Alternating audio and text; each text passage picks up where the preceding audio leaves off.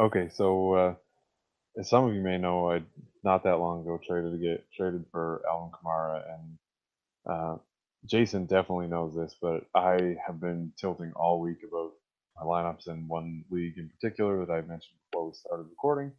Um, Think it's every 3 hours. Derek messaged me. What should I do here? What should I do here? I'm like, I don't know, man. You're 12-1. You've done just fine.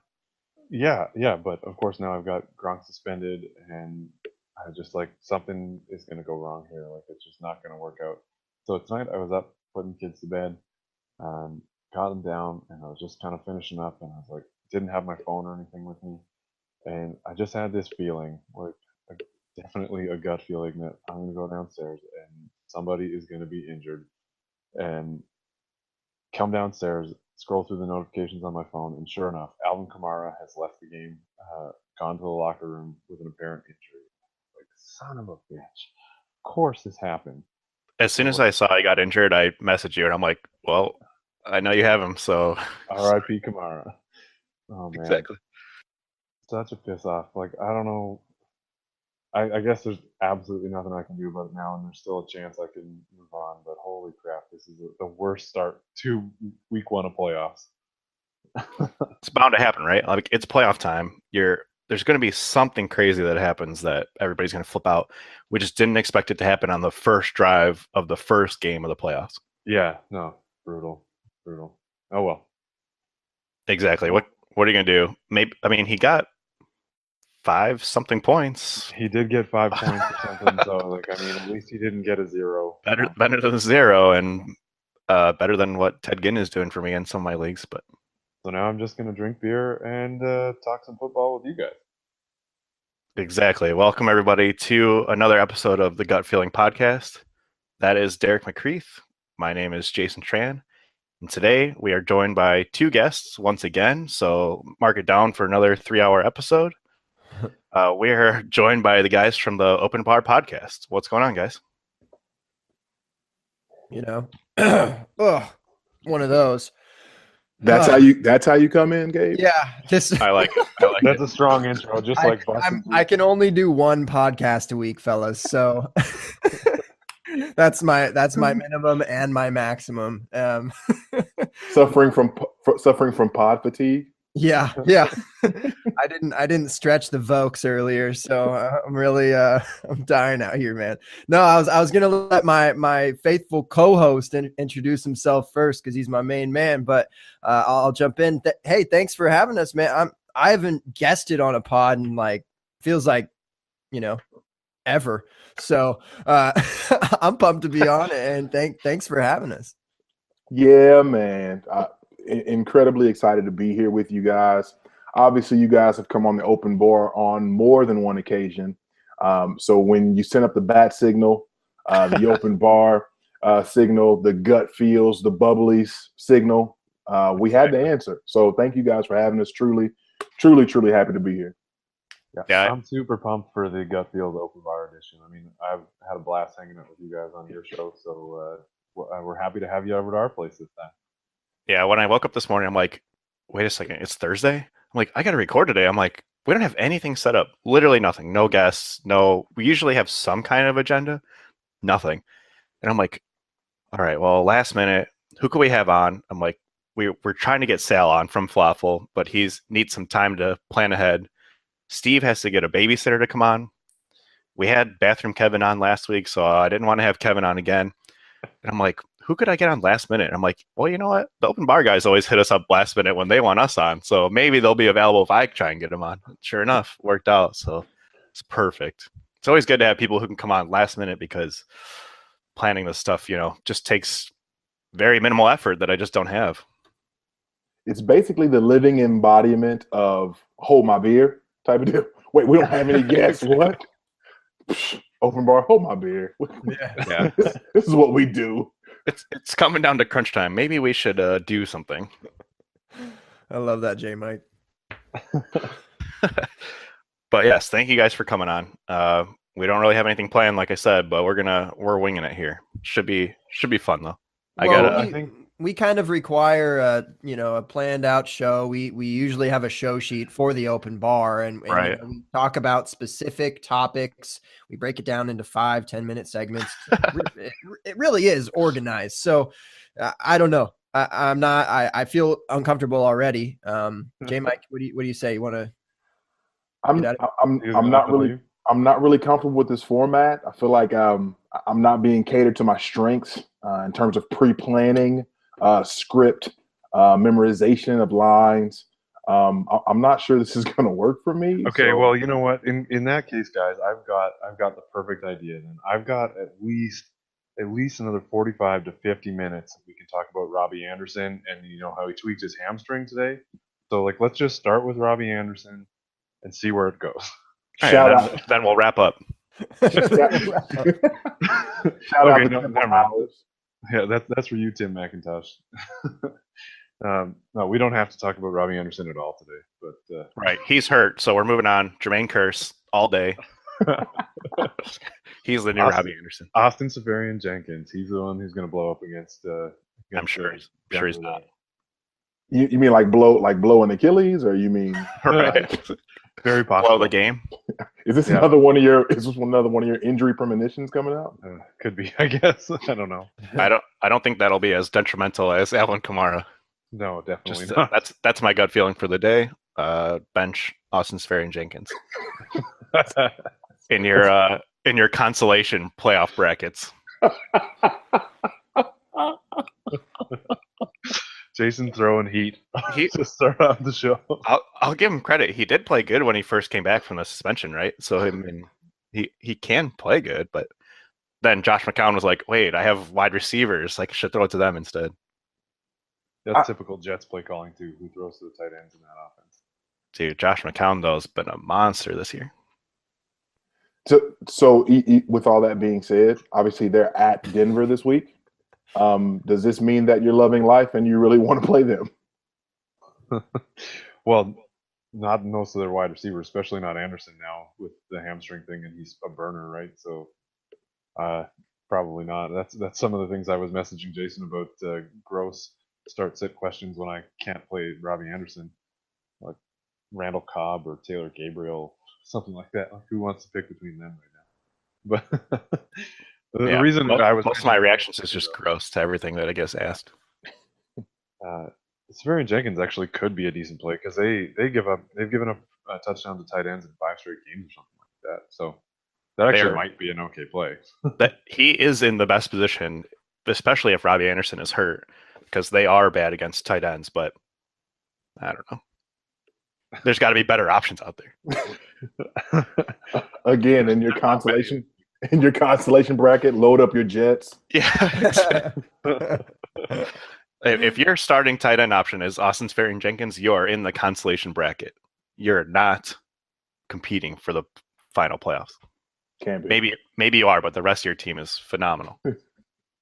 Yeah, true. It probably has Kamara in it though, and it's not looking good. Oh, too soon. Right? Too soon. All right. Fair enough.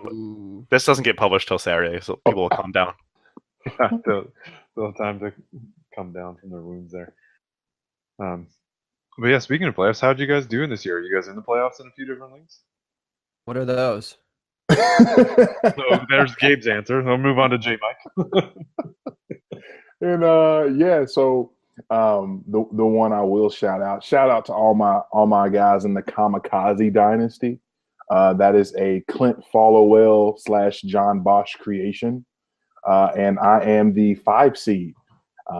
And so I'm pretty excited in that league. My team is pretty trash, but it's a 14-teamer. And right now I am riding the likes of Carson Wentz and Cam Newton to the playoffs. It's a super flex league. And so I am the 5 seed playing the, I believe, 4 seed. And I'm basically riding if Carson, how about said Carson Newman, like the college in Tennessee? What the heck? If Carson Wentz and Cam Newton get it done, then I can advance. But yeah, I'm actually thrilled. In my first dynasty, I made the playoffs my first season. Like, that's an accomplishment, right? Heck yeah, that is. Yeah, that's awesome, man. Congrats. Was it a first startup this year, or would you take over? Yeah, this normally? this was a startup. Yeah, this was a startup. So it was an auction, which again, my first dynasty. So obviously my first auction. And I was confused and really nervous about a lot of things because I didn't necessarily know how to gauge prices. So it was a super flex. So I felt like, hey, like you've gotta make sure you have at least two halfway decent quarterbacks. So I got laughed at a lot when I paid $300 or pretty close to $300 for Carson Wentz. And then by the time the end of the season came, I'm laughing at all of them as I go into the playoffs. So that was pretty awesome. Yeah, that's awesome. Wentz forever. Hashtag Wentz forever. Dynasty is hard to get like a solid team, especially, I mean, out of the startup, maybe it's a little bit easier, but depends on what everybody else is doing. But nailing that Carson Wentz pick is solid this year. Yeah, that's huge. Yeah, I didn't see that coming. Like, I mean, nobody. And if anybody says that they could see Carson Wentz breakout year 2 coming, I think that you're lying. At least not to this degree. Like, you didn't see this coming, right? I think that's probably fair to say. So he's been obviously a revelation, something ridiculous. But shout out to Carson Wentz. Wentz forever. I like Philadelphia because of him now. So are you saying if you could choose between Carson Wentz and Blake Bortles, you would choose Carson Wentz? You didn't tell me these type of hot button issues were going to be on the show tonight. I wasn't ready for all that. You wanted me to blaspheme against hashtag Saxonville, and I'm not sure I really want to do that right now. Gabe, help me out. I know. Why are y'all inviting us on to, whatever you call this, and bring our boys? Are we AFC South leading, or are we tied right now? Are we tied? We're tied. I'm not disparaging garbage Saxonville. Titans team. Oh my gosh. Simply asking if you had to choose between Carson Wentz and Blake Bortles, who would you want? It sounds, you know what? I have a gut feeling. I was going to say my gut says Bortles. My gut says Bortles. Well, I was going to say my gut's telling me you're trying to besmirch the name of the great Bortles, and I'm not sure how I feel about it. Yeah. That's what I was going to say. You might. With that said, I'll take Wentz. You might be. All that crap said, I'll take Wentz. Exactly. Thanks. All right. So we've been talking with you guys. We've talked on your podcast a couple episodes. We always talk about Jacksonville, so we might as well bring it over here. Yep. So it looks like you guys are pretty much locked in for the playoffs. Maybe not the division because it's so crazy that the terrible Titans are doing it. They're tied with you now.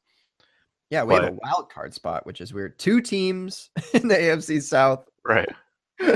Perfectly said, though. The terrible Titans. They're terrible. They are. They're not good. Yeah, their offense has been so bad, and their just team in general has been bad. Somehow they're winning, though. I saw some sort of tweet from I think it was McDowell or something, saying that like if you were just looking at the Titans fantasy producers, and it was like, Delaney Walker was like tight end 6, and that was just the only thing that mattered, and then Mariota was 6 QB 18 or something, and Henry and Murray were down in the 20s or whatever, top 20 guys or top 40 guys, Davis, Rashard Matthews, blah blah blah. It was terrible. So I mean, it's just crazy that you can have that it seems like a ironic and just an oxymoron that it's like it can't work. I don't know how that's working. It's got to be an outlier for sure. Yeah, something's weird about it. And if they make it into playoffs, I mean, might be good for you guys if you get to play them first round, I guess, right? That's right. Yes, divisional matchup. Right. That'd be a little nuts. But so Jacksonville could possibly advance in the first round of the playoffs. Let me ask you this. Would that be let's get there first. Would that be the possibility for the ugliest playoff color rush game ever? If it happened? Definitely. Those colors, that would not be. The blue from Tennessee's not so bad. The baby blue be okay. But when we come out in those mustards. I know. I was going to say, I can't handle that Dijon, man. Oh, yeah. It's kind of rough. Maybe not the ugliest, but we definitely hold up our end of the bargain in that ugly corner. Dijon Duval. Dijon Duval, I like. Man, that AFC though is pretty gross. Like 7th place is Chargers, Buffalo, and then Oakland. Like none of those teams are playing great. Chargers have been on quite a run, and I hope they make the playoffs. I got $20 on them. I'm ready to win my Super Bowl with them. I if they beat the Jags, I'm not even mad. Yeah, they just started. They were kind of their start was very unexpected. Everybody thought their offense was going to be what it's kind of turning into now, Right. And they started off so slow and just terrible, 0-4 or whatever. But now Yeah. they're those solid. were close games too. They were just like it was just like last year's the Chargers of 2016, just losing close games. It's like here we go again. But didn't they get behind a lot and then score a bunch of garbage time points to make it close? Yeah, it was a little, for sure. But I mean, just to even come close, still is worth mentioning. But yeah, I agree with you. Right, and we've kind of talked about it a few times this season, and I do feel like I owe an apology to the NFC because I was saying all season AFC is clearly going to win the Super Bowl. It was easy. NFC is all garbage. Every single team garbage except for the Eagles. And then about halfway point, I'm like, okay, Vikings are still winning. That's a little crazy. Panthers turned it around. Saints turned it around. They started bad too. And now I'm like, the AFC is garbage. There's like the AFC is the garbage conference, but hard to count out the Patriots, of course. Jacksonville's defense can't count them out anymore. And then I don't know. It's just you didn't mention the Rams or the Seahawks there either, too. That's true. Right. Like, well, Seattle's done, right? Everybody's been saying it. All their injuries, they're done. There's no way. And then they still have Russell Wilson. Russell Wilson, the whole team. All that matters. Single-handedly wins games. Talk about putting the team on your back. But yeah, with you talking about that, how it kind of flipped, how the AFC kind of got crappy, and the NFC got all sorts of exciting. What's really interesting about the NFC is the fact that it's a whole bunch of stuff that we didn't see coming, right? So it's not like, oh, look at Dallas and them running over everybody like they did last year. Oh, look at Aaron Rodgers dominating the NFC North. Oh, look at Cam. Right. Like all this. Oh, Seattle and Arizona fighting it out for. Like no, like all this craziness is taking place, and that's I think that's what's been the most shocking and most fun thing about the NFC. Case Keenum, like legitimate, like that's absurd. That's absolutely absurd. Carson Wentz leading the best offense in the NFL. Drew Brees doing things, and Jared Goff. When everybody was casting Jared Goff to the scrap heap last year because of a few ultra horrible starts with an ultra horrible head coach and an ultra horrible offense, like it's bonkers. The NFC is bonkers. Well, you mentioned nobody was calling or could predict a Wentz breakout the way that his went. At least he flashed last year early on, and then he kind of fell off pretty steep at the end of the season. But Goff was literally so bad that all of the analysts and everybody who looked at the numbers said, like, there is no way he can be good. He's going to be really bad.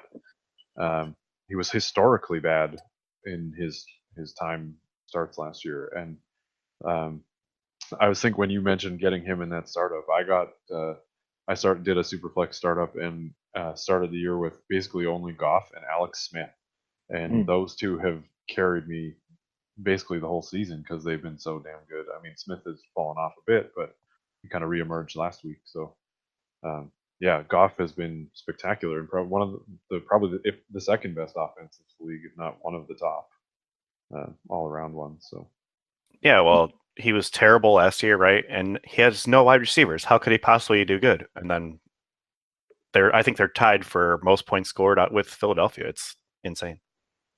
Can we pour one out for Jeff Fisher and the fact that no? Okay. I was just checking. No, we're going up to Jeff Fisher and we're taking our beers back. Actually, yeah. You know how much you owes owe us. Yeah. I don't want any more 8-8 seasons.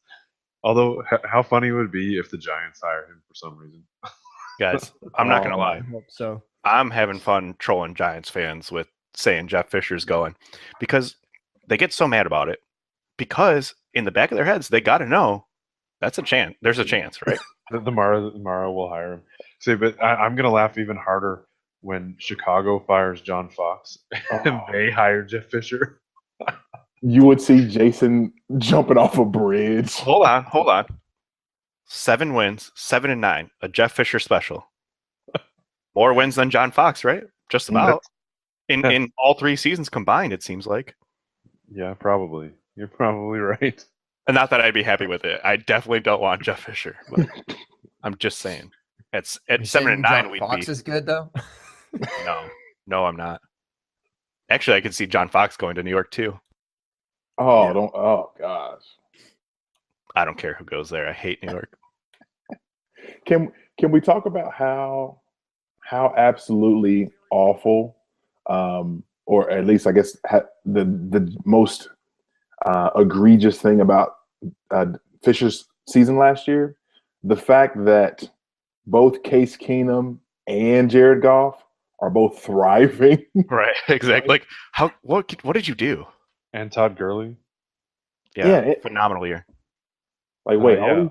all these people that were part of the worst offense in history, all of a sudden are now thriving without you. Huh. Maybe you were up to something that wasn't ideal. I don't know. Yeah, he's that bad, and McVay is obviously pretty damn good. He's turned that whole franchise around instantly, pretty much. Like, I guess all the talent was there. It's just they needed, or a lot of the talent was there. They drafted a few of the guys, in like Cooper Cup and stuff, and traded for Watkins and signed Robert Woods and all those things. So they've made obviously some key pickups, but a lot of the defensive talent was there, and yeah, they're good. They're good. A lot of weird, kind of weird moves too, like Robert Woods, meh. Cooper Cup, meh. Like, and Gerald Everett, like that's his Jordan Reed or whatever. But they, like, I don't know. It was so offense based in their draft, and that shows. But it's also like it's not exactly that's turning it around. All these guys with talent, but more so just like the offense just kind of converging together, Right. and being successful, and just, but yeah, it's not flashy by any means. There's not one guy that's just outperforming like crazy. I mean, if anything, it's Gurley, and Goff's been great too, but no, like there's no one guy to depend on in the receiving core. That's for sure. Yeah, and now they're dealing with some injuries, so it's been a weird season for them, but good for them, I guess. It's awesome that they're putting it all together. Not that I really have too much invested in them, but Gurley, baby. yeah, exactly. I have Gurley in a few spots, so that's working out for now. Oh, while we're splitting hairs, Gabe, do you mind, I'll bring this up again. You're the host of this pod. Go ahead. Yeah, apparently so. Yeah, I got this. So, your all's thoughts, just real quick, and this will be splitting hairs. Rest of season, Le'Veon Bell, Todd Gurley. I think it's a coin flip, personally. I mean, Bell has looked amazing these last couple of weeks, and he's getting, I don't even know, he's averaging probably 30 touches a game in the last couple of weeks. And he's doing it both through the air and on the ground. But I mean, Gurley has been doing that as well. I think he hasn't rushed for more than 75 yards or something in the last few weeks, but he's also been having like 80 some receiving yards a week. So they're kind of doing the same thing. I think Bell's been getting more touchdowns over the last couple of weeks, but Gurley and him, they look like they're almost equivalent at this point. Like, and they're both in high-powered offenses. So I think it's just whichever player you prefer more at this point. Yeah, neither one of them have really a schedule advantage. I just looked it up. Gurley's got the Eagles, the Seahawks, and then the Titans, which Titans would be nice for fantasy championships, I guess. But the Steelers have the Ravens, the Patriots, and then the Texans. So pretty much even there, I would say. So that's tough. I've always been a big Le'Veon Bell guy, and I think I'd stick that way. It seems like they're going to lean on him a little bit more. So he just seems like he's so consistent once he gets going, and it's crunch time. Steelers are going to keep pushing harder, and they've been in a similar position before where they're pushing for playoff spots. So I think I'd lean on Le'Veon Bell, but it's pretty much even for me. Good deal. I was just curious. As you were, like Gabe said. Excuse me for bringing something up. This isn't. No. This is not my show. As we Stick talked to the about, damn agenda. Yeah, didn't we send it to you, Damon? Lost in translation. Yeah, probably. No hablas, mayo. I'm not gonna lie, guys. Just about 5 minutes ago, I accidentally shut the agenda down, and I just can't find it anymore. So we're just rolling. Yeah, I think there was only 3 words on the whole page, so that's good. well, let's talk about your boy Jason now. Let's talk about Josh Gordon. Heck yeah! So last week, #doing things. I ended up choosing Josh Gordon, which I got a lot of flack for. Everybody told me I welcome to last place again, but ended up winning. I mean, he looked like Josh Gordon, right? Like, looked like he barely missed any time. And if Deshaun Kaiser was even a mediocre quarterback, he would have had 2 touchdowns. Well, I think, I was listening to, I can't remember who I was listening to, but he had 12 targets or something like that, but only 6 of them were catchable, and he had 4 receptions for 85 yards or something like that. So, and he was playing against the best cornerback in the game as per Pro Football Focus. Pretty close, yeah. Season, yeah. So, and was just making him look silly on some of them, like getting separation and blowing past him. So if Kaiser could hit him when he was open, he should have had way more than what he did. Yeah, I got to bust out the Josh Gordon jersey and wear it proudly. I still don't think I'd be proud wearing a Browns jersey, but to each their own. Well, I used to buy a lot of jerseys, and I had a goal of collecting one from every team, and that was when Josh Gordon was huge. So I ended up going that route. I couldn't decide on anybody else, but he looked good, and I don't own him anywhere on Dynasty because I'll be honest, I gave up. But it was nice to see him out there, and hopefully he comes back. And don't you still have him in Pigs 1? Oh yeah, I adopted that team though, so I didn't really. What's he worth right now? Well, okay, so we had a trade go down in that league, which I don't think represents his true value, but it was basically almost a high first. There's no way I'd give a high first for him, but it was a mid first, $200 cash mid first. Yeah, but isn't it 120 is the low end and 240 is the top end? Yeah, so. Yeah, I guess so. But yeah, I don't know if he's. I mean, he looked great, so maybe he is worth a first. But I think if somebody were to offer me a first, I'd probably bail out right now. But the thing is if he gets suspended again, that's career's over. So that's a concern. But I'd say he's probably worth a mid second, maybe high second if I'm a seller. He's for sure a high risk, high reward type But player. I've shot down, like, people have asked me about him. I'm shooting down offers. I'm waiting right now. Like, in that specific league, my team is a rebuild, so I'm holding on to somebody who obviously has potential like that. I mean, the dude went from his couch to 11 targets. Yeah, it's crazy. and he was wide open for some of those bad throws. And he's got the Packers secondary this week, so I mean, he could be in for a big week. It's just crazy. I mean, it depends where you're at, I guess, with your team, but I'd almost just want to like ride that out into the sunset just cause right, I exactly. mean, just you've been through this for, 3 years if you held on or whatever, and you could have gotten him for free at some point in the last 3 years, but it's just insane. And like, I don't know, the story and everything, Martavis Bryant at the beginning of the year, we thought he was turning it around, that he was good. Now he turns out to kind of be a sausage. And now everyone eyes on Josh Gordon. So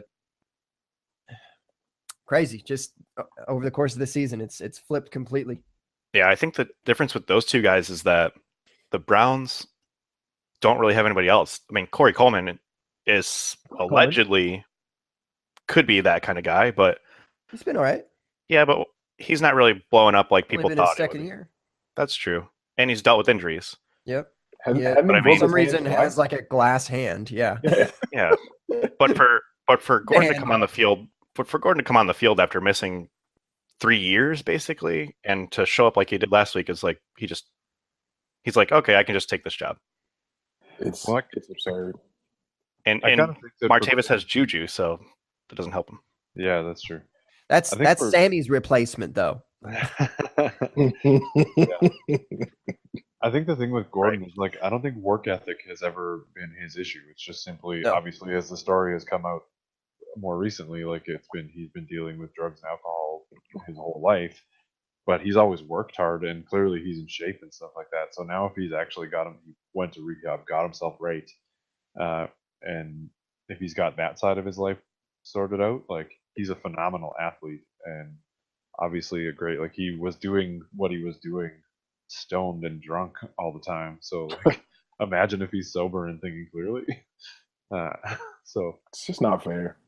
Yeah, I mean, Not someone, fair. someone really convinced him that he just doesn't do that stuff for 3 years. Then he can do all he wants after he's done, yeah. which is fine for me. Let me get all the points I can get while he's playing. Yeah, I don't He's know. I fun to think watch too. he is fun to watch. I'm cheering for him based on the story. I don't have him anywhere, and I don't think I've ever actually had a share of him on any team on any league. And I'm probably wishing that I would, but I don't know. I tend to avoid guys with so much. He's certainly a very high reward type player, but he's really high risk too. So Yeah, the likelihood of him getting suspended again or just not playing again at some point, it very, very, very high. yeah, Once someone's suspended, that's not good. Right, and one of the things to consider, this is the last year of his contract, so next year it'll be his age 27 season. He'll be a restricted free agent though. Um, and does the case of Terrell Pryor this year give you pause in terms of uber athletic receiver who can do #do things, but lands in a different place? Is that a cautionary tale, or is that a risk worth taking? Like you said, Gabe, if you've paid to this point, if you've paid minimal equity or minimal price in terms of having him on your team, like no big deal to hold him. But I think that's just an interesting thing to weigh. I think that's important to think about. Like, I think there's lots of stats out there that shows receivers when they change teams, they often don't do that well right away. I mean, it's not the case every time, but like Sammy Watkins has been slow to pick things up, and I realize he was obviously like a couple weeks before the season started before he moved. Alshon has been pretty decent this year and earned himself a 4-year extension, but there's a lot of players that change teams and don't succeed right away. So I think it's something you got to think about. But I mean, his talent I think is probably above and beyond Terrell Pryor. But yeah, you got to think about it for sure. All right, it's come up a few times already. We've been talking for what 20 minutes now. It's already come up a few times. Disrespect. Please do not compare wide receivers to a quarterback. Terrell Pryor is not a wide receiver. Okay. Again, there was nobody in Cleveland to catch the ball. There's nobody in Cleveland to catch the ball. He happens to be a little bit better wide receiver than he is a quarterback, so he can catch the ball in Cleveland. But turns out, not a good wide receiver. He was overhyped. He had one good season in Cleveland, where again nobody's there. It might be a bad example to sorry. Right, no, go for it. It might be a bad example to bring up Pryor, though it falls into the category of receiver changing teams and being unsuccessful. That's actually very likely. Data says that, but on top of that, he was also, a quarterback. He was not a wide receiver. So odds were kind of against him already. So he was an outlier of an outlier to actually succeed. But yeah, in general, though, wide receivers changing teams, they're not going to do as well. Alshon's actually having a good year, top 15, top 10, whatever he's at. And he's more of an outlier this year. So it doesn't help. It doesn't help. And really it takes a couple years. It's not like they won't ever be successful, but it takes a couple years. That's also in the data. I mean, Marvin Jones, for example, had, sort of a breakout season in the Bengals before he left, like a top 30 season or so, 35 season, went to Detroit, had those first 4 great weeks, which were crazy, and then just completely dropped off the map, ended up like outside the top 50 or something. This year, he's ahead of Golden Tate. He's a top 15 wide receiver. So you got to just wait with guys that come or move places. So like if he moves to like a great opportunity for me, I don't know, I'd really think about selling, and then as opposed to just a wait and see approach. But that's a tough one. It's interesting.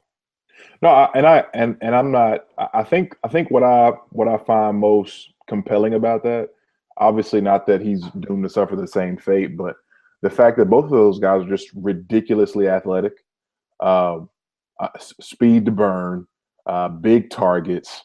I think there are more parallels in terms of just their athletic profile. Again, not that Josh Gordon is going to do the same thing, but I just find that incredibly interesting because Josh Gordon himself, he only had one really good year, similar to Terrell Pryor. One really good 10-game, 8-game sample last year. I think Josh Gordon's a ridiculous freak, and I certainly root for him whatever he's doing. But I just find that interesting how a guy that I think is just similar athletic profile, like you said, quarterback or not, similar athletic profile. I just find that interesting, and I wonder if that's going to burn people. Just like what was it, 2 years ago when everyone was scared to take running back first round because of everybody dying on the field. So it's just interesting. Yeah, I think what Pryor has working against him is he could be on another new team next year. So that's definitely not going to help. I think Cleveland will keep Josh Gordon for next year because they're going to want to see what he can do. But luckily he's restricted and not free to do whatever he wants. Except who knows what Cleveland's going to do? They have another new GM coming in, so yeah, nobody knows what they're going to do, but they should keep him and see what they can do with getting a quarterback. Yeah, that was kind of a bummer because they did their whole like revamp over the last 2 years, and I thought they did a pretty good job at it too. And I don't know, now you're just like throwing that away and starting something else or continuing with that. I don't know. That was spooky. I think the common denominator in that type of situation is the owner is what hasn't changed. So they keep making dumb decisions because Jimmy Haslam does not know how to run the football team. And I think what Sashi Brown was doing, like 2 years was not the way or the amount of time you give that type of guy a few more years because he was trying to build a team around a team first and then find that quarterback a little bit later. Because, like, I mean, all the players that they were picking up in the draft should eventually amount to something. I mean, like Jacksonville built through defense and building other places first, and they're still doing really well with Blake Bortles at quarterback. So they, I don't know, the Browns I think were on the right track, but I mean, if they bring in a whole nother GM now with a different style, who knows what they do? Well, and football is a tough sport to just turn around like that. I mean, the time frame is just so different. Like the span that these players can even like exist is getting shorter and shorter, and so they just have less and less of a chance to actually be something. And if you're only going to wait 2 years and have that high expectation, man, I don't know. But is that maybe that's not even the right way to rebuild the way that they're doing? Just have all this youth and compile all of these picks, but maybe that's not the right way to do it because of the way this game is played now, that it's just youth isn't really the answer, but you need kind of, a collective group of veterans, kind of like the Jaguars do, with Calais Campbell and Malik Jackson, things like that. Still got Pause back there. So that's kind of a balance. Whereas Browns, not as much. I mean, they're a very youthful group for sure. Yeah, exactly. And they've had some close games. It's not like the Browns are getting blown out every single game. And yes, they have 0 wins. So that probably plays a little bit of a factor into it. But I mean, it from a public standpoint, I don't really follow the Browns. It seems like they've been drafting the right pieces where they need them. And again, the quarterback part is just a huge part of it. And if they have a decent quarterback, I think they win 4 or 5 games this season, which is huge, a huge step up. But they've just gotten some bad luck with who they've been playing, I guess. It's so funny you say that because just before you said that, Jason, I've looked up just the recent Browns drafts. I don't remember when Sashi Brown was hired. I'm not sure if you guys know or not. But I'm looking back at that 2016 draft when they took 15 wide receivers. Really, it was just 4 of them, and none of them have. I mean, I guess you. So they took Corey Coleman in the first round. Turn around, they took Ricardo Lewis in the 4th. They took Jordan Payton from UCLA in the 5th, and then they took Rashard Higgins from Colorado State in the 5th as well. And like you got nothing from.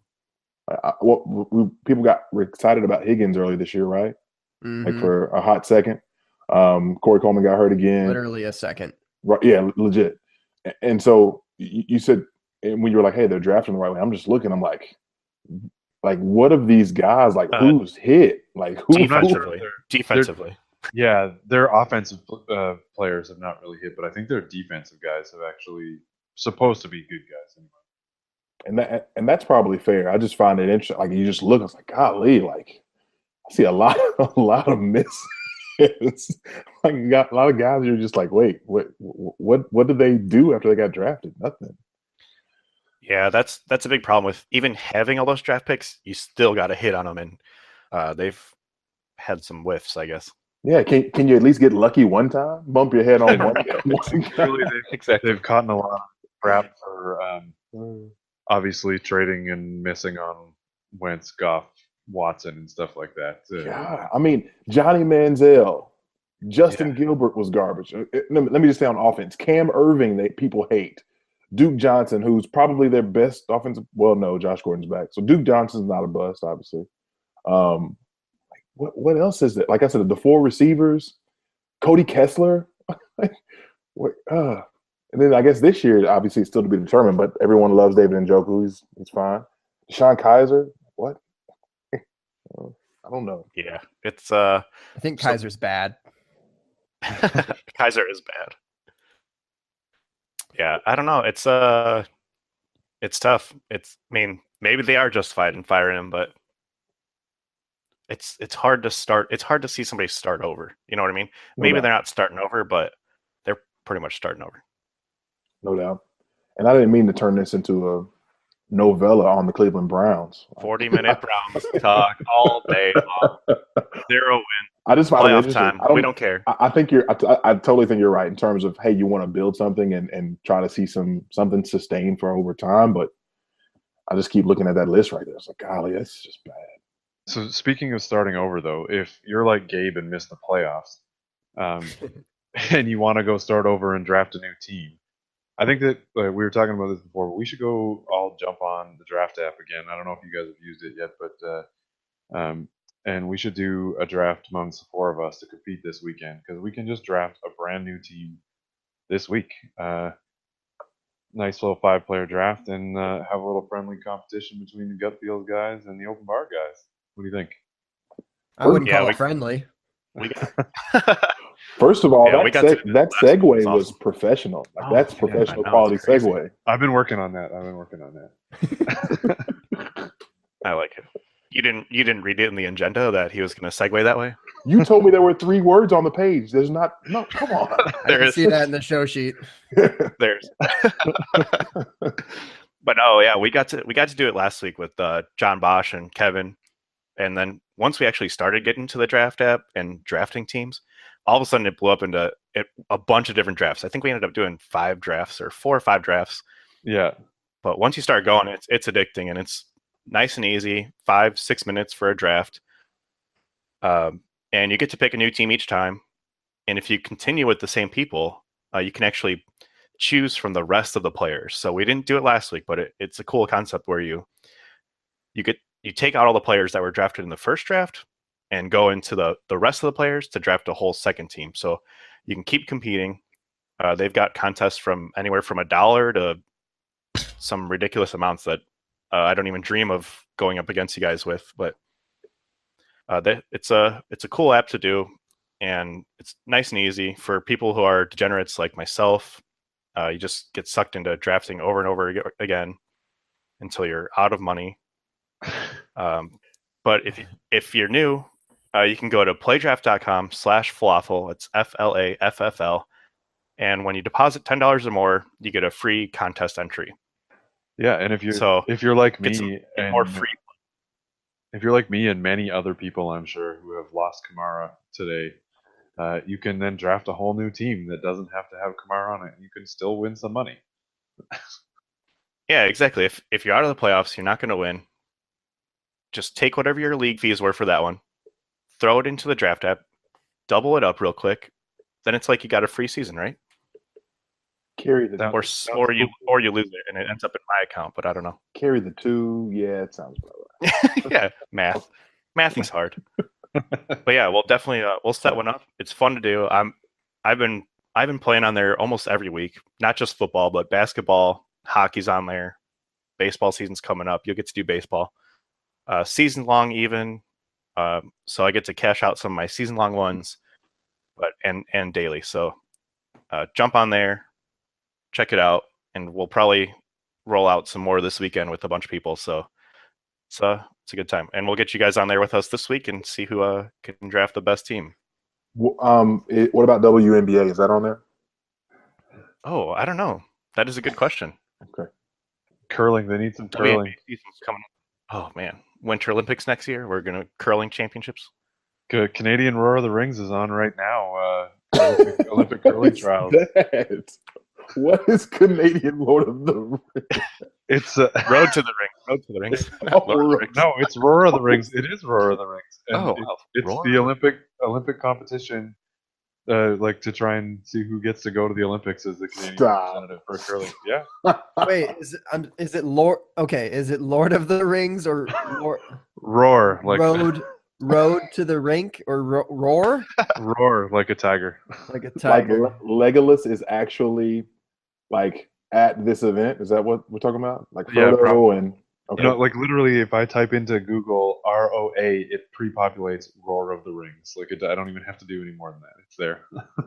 Wow. It might be on a Canadian internet thing though. So, Derek, I don't know if you know how this works for America, but if you want to be on the American curling team, they just say go for it. There's no tryouts or anything. There's only like 7 people who really want to do it, so they're just like, yeah, just go beat Canada. You have one job, go beat Canada. I'm not really surprised by that. I want to try out though. I've never played curling. I think it'd be awesome to do. All right, next week we're starting our new curling podcast. So, okay, that's the road to the Olympics. Yeah, exactly. We can talk about Kevin Martin and Brad Gushu. Maybe go to some throwbacks to Randy Furby. Oh wait, no, you guys don't know who those people are. I have no idea who any of those people are. Are you even speaking English? What is that? They're real people. Trust me. You guys aren't curling fans? I'm lost in the sauce, my man. I have no idea. I'm sure you heard about Norway's pants if you like back at the 2010 Olympics. I'm sure you had to hear about them. No? I don't know what he's talking about. Okay, whatever. Never mind. Carry on. J Mike, you said you had a game for us today. You want to jump into that? Sure. So we can certainly roll this out.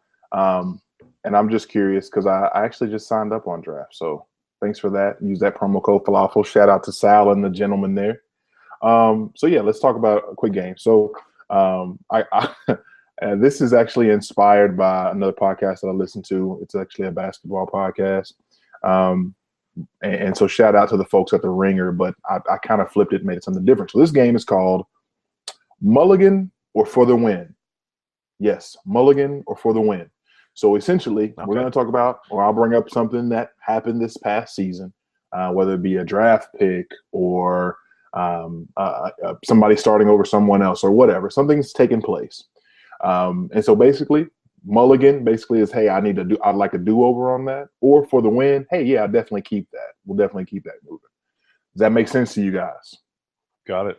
I think so. Do I need to add that to the show sheet or anything? I already did. Yes. I have a bad memory, so I got to write everything down. Very good. Very good. Okay, so I think this will be a pretty easy one. For the mulligan or for the win? Mitchell Trubisky being the first quarterback taken in the draft by your beloved Chicago Bears, Jason Tran. Mulligan for the win. All right, I guess I'll start. I want a mulligan on clearly. I don't know if I want a mulligan on taking Trubisky, even with good Watson's been. But Watson is partially successful because of his wide receivers, and the Bears just don't have any. So I mean, I don't think that would help him. But I think Trubisky has shown that he can make some good plays. Their offensive playing calling is terrible, but he's shown some good flashes that I like. I think I'm going to keep him, but I do want a mulligan on the trade up. Ooh, wait. Okay. It's between those two guys, right? Like, I mean, sure. Yeah. We don't know. We don't know because Mahomes hasn't played, but I mean, to this point. Right. I like it. I don't know. I like him. Wow. Okay. And I'm not even mad at it. What do you guys think? Okay, so I think that I agree with Jason. They definitely need a mulligan on the trade up, and I haven't really like they probably could have got Trubisky at 3. So they gave up so much to get the same player they were probably going to get anyway. I think like obviously from what we saw from Watson, you'd have to think that most people are going to look at that and say, well, we should have taken him. But I don't think we've seen enough of Trubisky to know to write him off. Like we talked about it already earlier in this show. Goff looked so bad last year, and I mean I don't even know if you can say that Trubisky has really been bad. He throws the ball like 4 times a game, so like he's kind of just out there. He takes the snap and hands it off. like I don't even know if you can really say he's been bad. So I think you need to give him a fair shot, give him a bigger sample set before we can say that off. I feel like if I were to just answer it right now, yeah, I'd say I wish they took Watson, but yeah, definitely a mulligan on the trade up, like Jason said. Yeah, John Fox would have ruined Deshaun Watson, and he's working on ruining Mitchell Trubisky. It's just a bummer that he landed there, and yeah, the expectations anymore for quarterbacks are so incredibly high and unrealistic. Like you just can't have a Deshaun Watson type of outing or a Dak Prescott type of outing every year. Russell Wilson, 6-7 years ago, or how long ago has that been? 6? Has it been 6? 5, 6? Golly, that's so weird. I think so. Yeah, I'm with you, Derek. They got to give him a shot. Just hence Goff, and that definitely helped with McVay rolling over there. So Fox isn't going to do him any favors by any means, but Allen Robinson will. It's sad to say, but he's definitely going to be a Chicago Bear, isn't he? Oh, the perfect. Ideal. Or Odell. I'll take Odell Beckham all day too. you would, huh? Okay. I like the trade at mulligan though. That's a good call. Because I don't think I would mulligan the pick itself. I don't think that was terrible. I mean, that's just what this league is. You need a QB to be successful. So fair enough. All right. So here we go. Mulligan or for the win? Jameis Winston, Marcus Mariota as top 5 dynasty QBs going forward. Mulligan for the win. We'll start with you this time, Derek. Okay. So I kind of got to take them. Can I separate them? Because I think. Sure. Yes. Yeah. Sure. I think for Winston, I would say take a mulligan.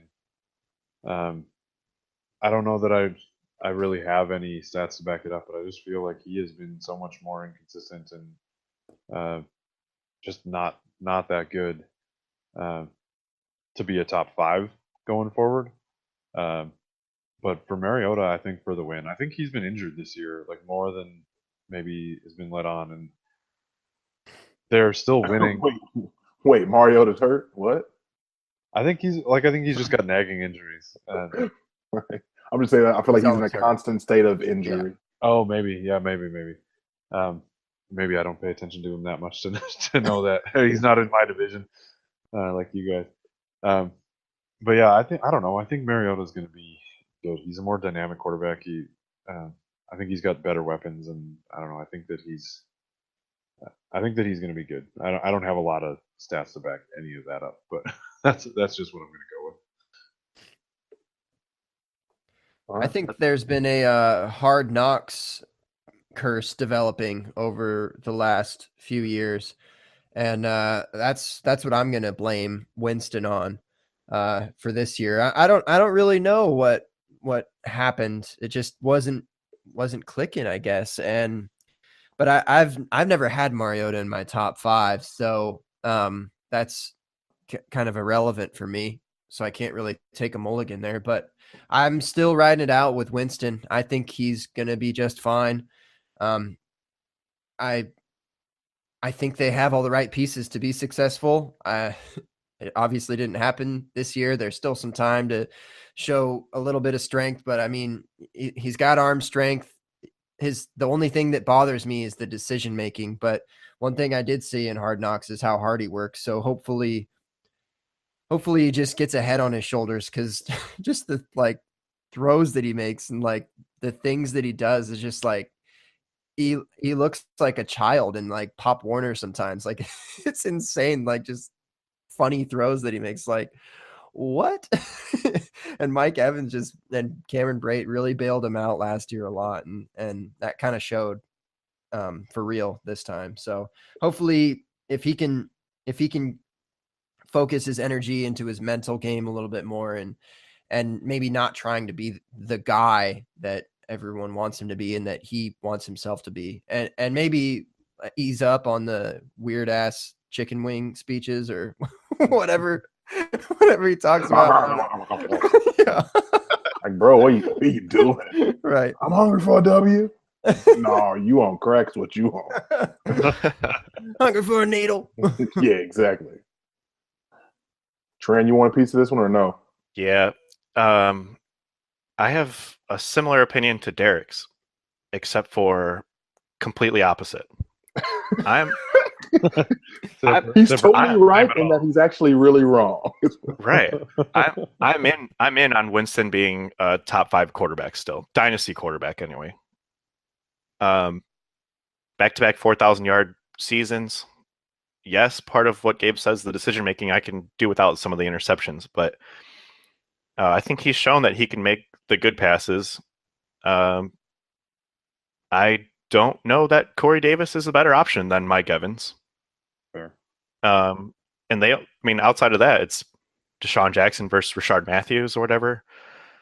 But I don't think the weapons are that much better in Tennessee, and I don't think Mariota's really shown that he can be a top end quarterback. And I had another point that I'm completely blanking on with Jameis Winston. But obviously they're both young. I don't think you can go wrong with either one, but I still have Jameis above Mariota. I think Jameis can put it all together. It just, like you said, something's weird with his head, but I think he'll be fine. So similar outlook on both guys. I actually think Jameis Winston has been dealing with more injuries this year than people think, but just kind of similar to what Derek said about Mariota. I don't know.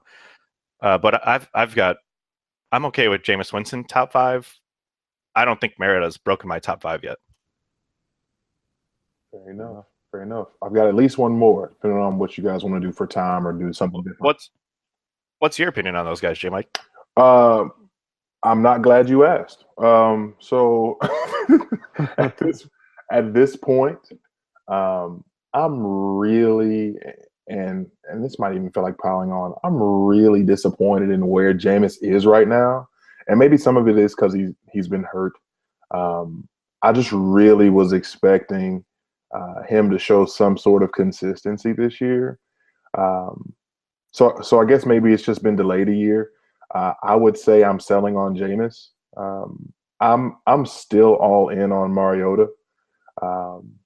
Top 5 is kind of scary, but I love the fact that he protects the ball.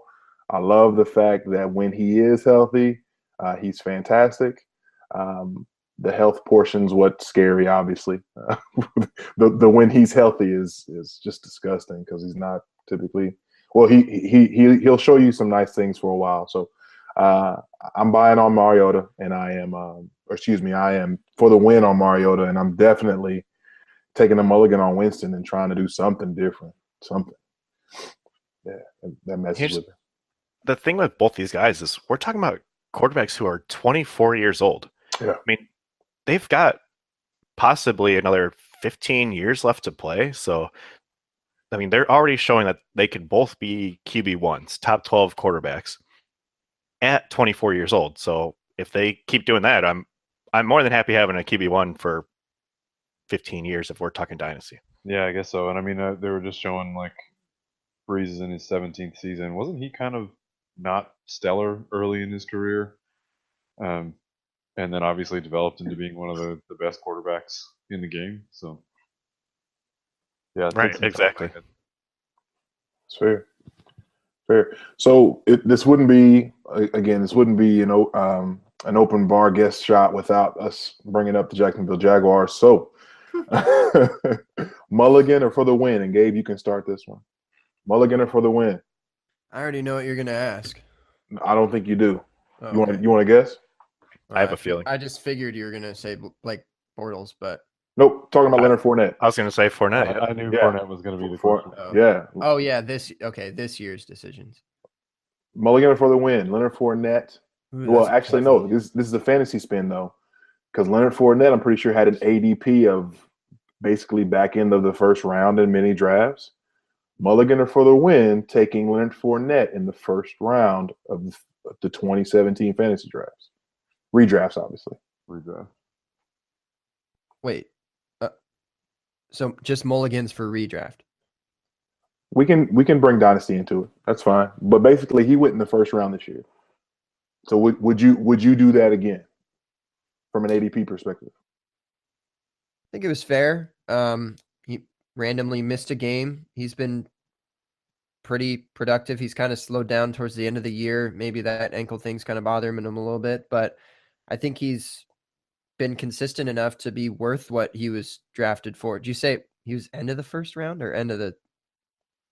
I can't pull up the exact date. Unfortunately, the data that I have is he had an ADP of right around 11 in standard leagues. Oh wow! What was that date? I'm sorry. Give me a second.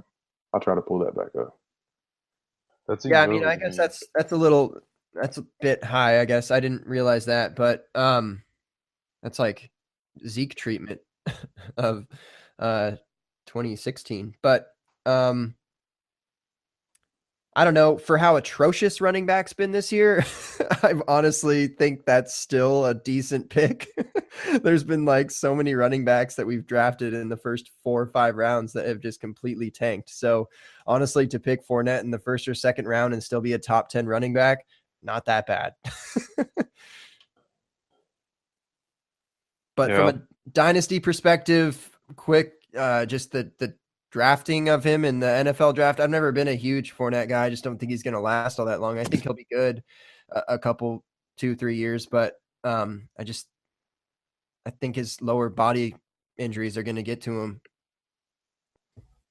Yeah, I'll take it next. I think if he was going 11th overall in redraft standard leagues, I think that's too early. Although he's getting the volume. I'm sorry, I totally screwed that up. It was RB11.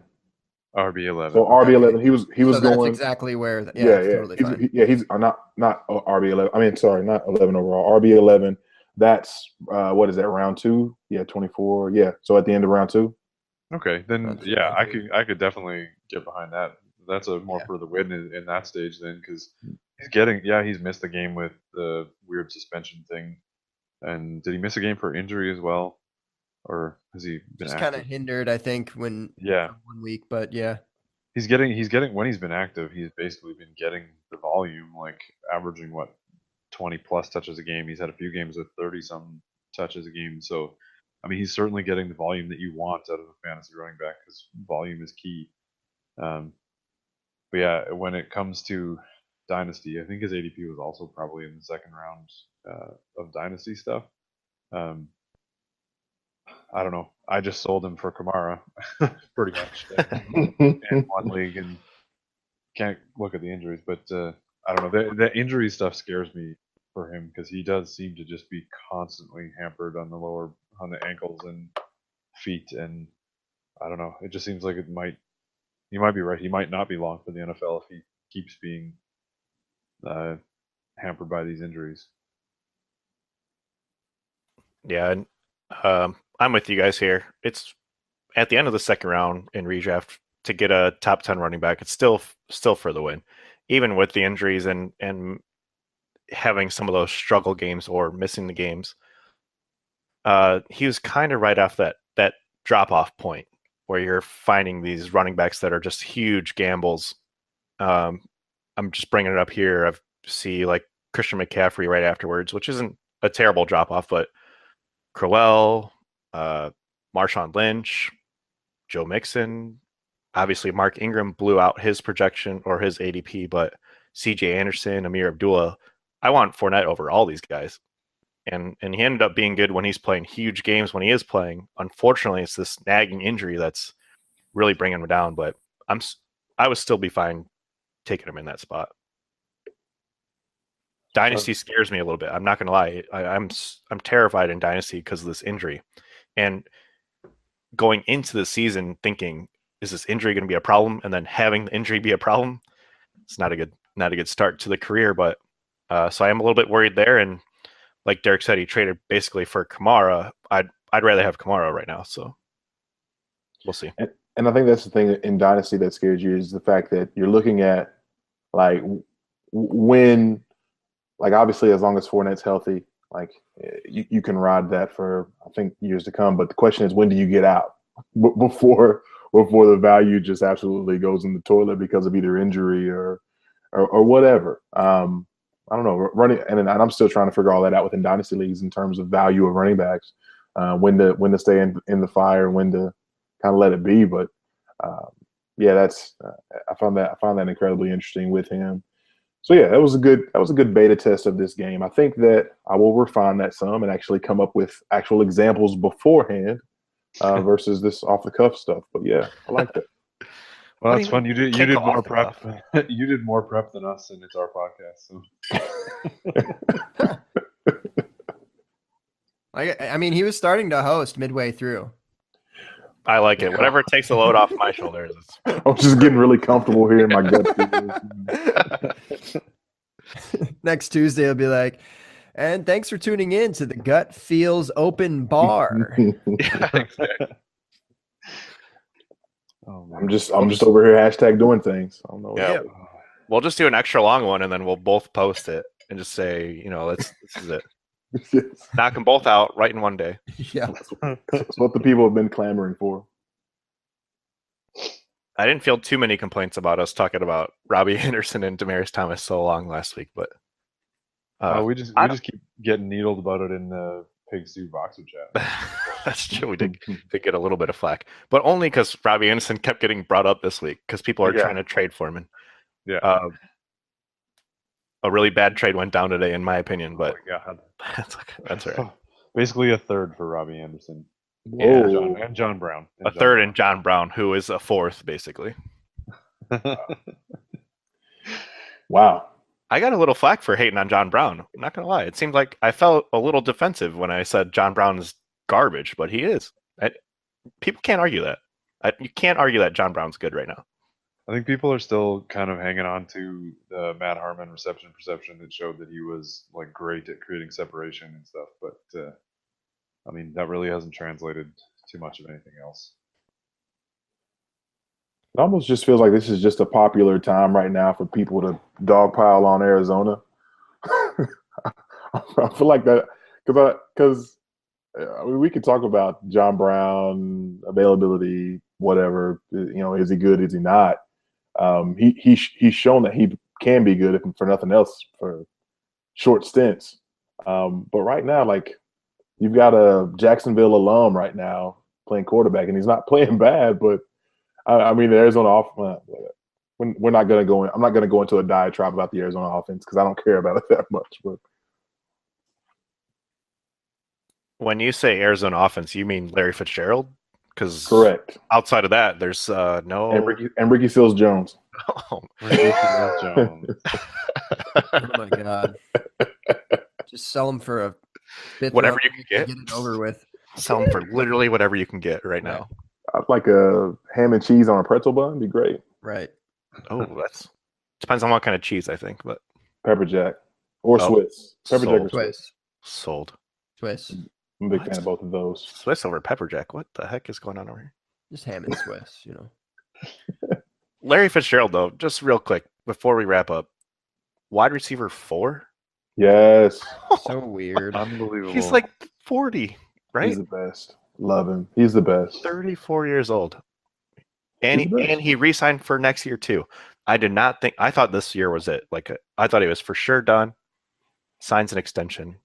Hopefully, he comes back and kills it. Obviously, this is probably he's not going to get any better than he is right now. But You say that. I say that, but You say that.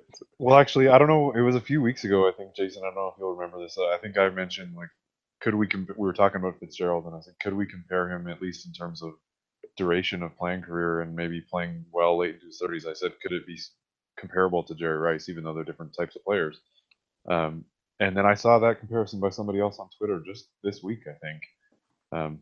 That somebody else saying, like, he's Jerry Rice-esque in that sense, that he's just, like, producing into his mid-30s. And maybe he just will keep playing well. Like, right, he doesn't seem to have lost anything. he's going to have another 100 reception season this year. It's nuts. Yeah, it's going to happen. With Blaine Gabbert at quarterback. and sprinkling in some Drew Stanton. Like, it's going to happen. Yeah, that's crazy. Right, and who knows what happens next year? Because obviously, Blaine Gabbert could be the quarterback next year, I guess, but I'd be surprised. So if he has a good quarterback go over there, maybe he is top 5 again. But it's amazing to watch. I love Larry Fitzgerald. I don't think there's anybody who hates Larry Fitzgerald. So it's awesome to see him go out there and kill it. For anyone that may hate Larry Fitzgerald, just hit me up on Twitter at JMICCheck with your address. And I'm more than happy to drive or fly wherever I need to. And we can just square up and duke it out right there. I'm totally good with that. I don't advocate violence, but you can't besmirch the name of Larry Fitzgerald. That's not okay. Yeah, I don't care what team you're a fan of. Yeah. Even if you hate the Cardinals, you just can't hate Larry Fitzgerald. One of the most likable guys in the league, if not the most likable guy in the league. Love Larry. He's classy. Larry. All right. Well, I think I'm out of things to talk about, so I guess we'll wrap up. Wait, so I'm surprised you didn't open with that line. I did open. We just didn't hit start yet. But okay, so Jay, Mike, and Gabe, thank you guys for coming on with us, especially last minute. Glad you could jump on. It was fun talking about all the same stuff we always talk about, I think. But it was a good time for me. Yeah, thanks for coming on, guys. We're super happy to have you and glad that it worked out, like Jason said, kind of this morning to just ask you if you're free. So, absolute pleasure. Again, I cannot tell you how much we enjoy being with you guys. And I mean that because you guys are absolutely fantastic, a ton of fun. You don't take yourselves too seriously. And that's a good thing, specifically for Jason and his salad avatar that I miss very much. Oh man, I really mean what I said. I really want to get some Caesar dressing, some croutons, and just go to work on you. I mean, it was just I can send you over a copy of that picture, J Mike. Oh man, I need that. I need you can that have in my it life to look at whenever you want. I'll do that for you. I'd actually like for you first. Can you please send it to Jason so he can autograph it? And then like put some lipstick on, like with the kiss, like the kiss print on the picture, and then send it to me. I would love that. Perfect. I'll do that for you, my man. This got interesting. Saucy. J Mike, I've never seen this side of you on the open bar. Yeah, I mean, when I got to go with my gut, it gets a little scary. Why don't you guys tell everybody where we can find your work? Well, we're the Open Bar, every Tuesday. Well, it used to be Wednesday. Maybe you're hearing this for the first time. But we're live Tuesday, 9:30 Eastern. We're over at the Fake Pigskin now. Much love to those at the Dynasty Happy Hour, but we're over at the Fake Pigskin now, and we're doing things, So we'll be looking for guests around Tuesday morning at 9 a.m. So have them DMs open so I can slide in and ask if you'd like to be a guest on the Open Bar that night. But thanks, fellas. Thanks for having us on and having the opportunity to do this. I have nothing else to say, but thanks. He slides in the DMs very efficiently, just FYI. Yeah. I mean, he's incredibly efficient with the sliding of the DMs. I get right to it. He is he on Twitter. Gabe's at GrabBagFantasy. Again on Twitter, I'm at JMICCheck, at JMikeCheck. And our handle for the show is at the Open Bar FP, as in fake pigskin. The Open Bar FP. I was trying to change my name today to Gearing of All Time.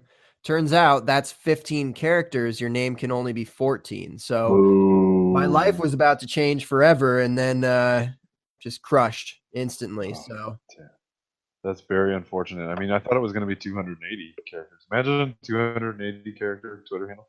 Oh boy. But yeah, everybody should go check out those guys. Listen to the Open Bar. It's always entertaining. And for Jason and I, you can find us on Twitter at GutFeelsPod. Jason is at Jason Tran, and I am at the FFRX. And you should definitely check out our hashtag Doing Things article on falafelhouse.com. It's been fun competing against Jason and Kevin for the last few weeks since that idea actually spawned with you guys on our first appearance on the Open Bar. It's been fun to actually come to fruition and doing something with it. I'm just glad that we could be a small part of your success. So, however high you take this thing, we're just happy that it started on this little bitty old thing we call the Open Bar, and I don't even know. Success might be giving us a little bit too much credit, actually. I'm glad that we're a semi-tolerable podcast. Right? Yeah, exactly. Credit definitely goes to you guys for that one, even if it's bad. Well, we started on the Open Bar, and then it all started with Tanner Gentry doing no thing. But yes, thanks everybody for listening. Good luck for everybody on their fantasy playoffs. Hopefully, losing Kamara today doesn't wreck you. But good luck to everybody, unless you're competing against myself. And we'll be back next week.